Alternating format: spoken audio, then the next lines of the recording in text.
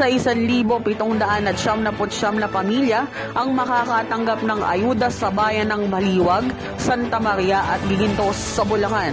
Sa bilang na ito, nasa 526 na pamilya ang nawasak ang tahanan sa pananalasa ng bagyong Ulysses at ang makakatanggap ng tig 5,000 habang 1,374 na pamilya na bahagyang napinsala ang makakatanggap ng tig 3,000 mula sa Department of Social Welfare and Development.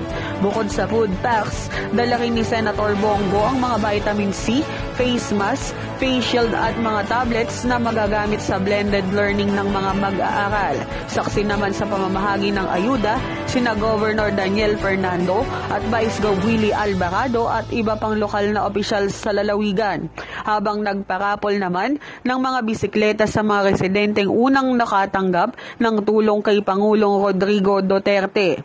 Samantala, ipinaalala ng Senator na may 3 hanggang 5 milyon ang inilaang pondo sa Malasakit Center sa bayan ng Santa Maria kada buwan kung saan dito makakatagpo ng 4 na sangay ng pamalaan, DOH, DSWD, PCSO, PhilHealth at target nito ang zero billing ng mga pasyente.